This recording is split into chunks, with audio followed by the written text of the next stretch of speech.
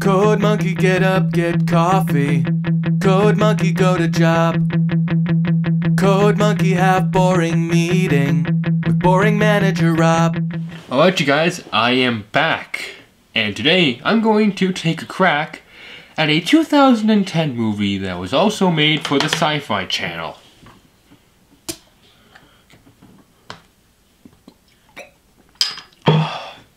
That movie is Sharktopus. No folks, I am not lying, this is a real movie. Yeah. I'm just gonna dive right into this thing. The writing. Now, I'm gonna come right out and say it. This movie has some pretty horrible writing, even by Sci-Fi Channel standards. The plot is, essentially, the government creates a hybrid creature called S11, or the Sharktopus. And it's kind of being used to be like a super weapon so it can hunt down drug pirates and all that, whatever. But its control module, which is ironically a large metal box on top of its head, gets damaged by a boat rotor during a practice mission out in the open ocean. And it goes on a completely bloodthirsty rampage and starts killing everybody. Yeah, that's it. The writing is not good. We have serious logic holes. The dialogue is still to be on belief. And it just fails completely. The acting. Well, the biggest name star that this movie could churn up was Eric Roberts. Now, when the biggest name you can get for a movie is Eric Roberts, you have two options. One, scrap your entire movie, or two, find someone else. Eric Roberts cannot act. He's never been able to act. The only thing I've ever seen him act that was even halfway decent was in a Doctor Who film from like the 80s. That was an American one. But I'm getting off track. I don't know why, but I've never liked his acting. He just can't. He just kind of says his lines more. And he dies though, so I was pretty happy because of that. And as for the rest of the cast, well, they were trying their absolute hardest to make something out of this film. And I don't think any of the actors, excluding Eric Roberts, who was in this movie, ever got work again. Like, I don't think they've worked on anything outside of this. But you know what, you guys gave it your best, so, to you. The special effects. Take a good long look at that cover. That at least looks a little bit competent.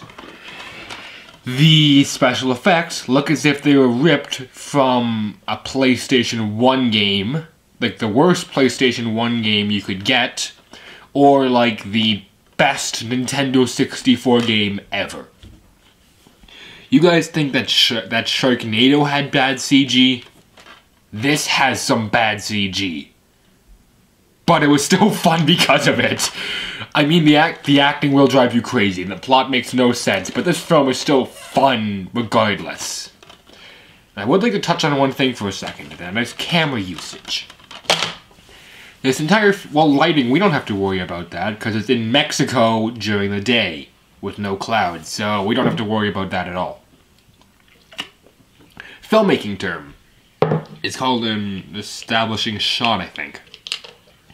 So pretty much it's just, if you have a shot of a building, like right here, it's the stuff that another crew will go out and deal with because the director's too busy. Apparently, they were all given cameras that have a huge layer of grain on them. Luckily, there are very few of those shots, and it's only if you're looking really, really close at the screen. So you know what? Really, it won't bug you. Now, this thing is on DVD. It's also available on Blu-ray. I'm not lying. Can I recommend it? Yes. But I can recommend this movie to people who love cheesy B-movies. When I first saw this thing on the shelf, this is kind of what kickstarted my whole love for the Sci-Fi Channel. I just remember I wanted to watch this thing so badly, so I downloaded it off of iTunes. and I watched it, I loved it, and then that's when I went and watched all the other ones that I've seen and I'm going to review in upcoming episodes, eventually. So you know what, you guys, if you guys love cheesy films or you love Sci-Fi Channel movies, go watch this movie. I don't get the Sci-Fi Channel, but I get the Space Channel, which is pretty much the same thing. They run this every now and then. If you see this thing on TV, go watch it. If you can find this thing for like, I found this thing for $5 at HMV. If you can find this thing dirt cheap, pick it up. I can guarantee you will laugh. Well, that's all the time I have for this week, folks. Until next week, this is the Media Raptor saying, I will see you guys around. Just proud, Code Monkey like Fritos. Code Monkey like Tab and Mountain Dew. Code Monkey, very simple man, with big, warm, fuzzy secret heart. Code Monkey like you.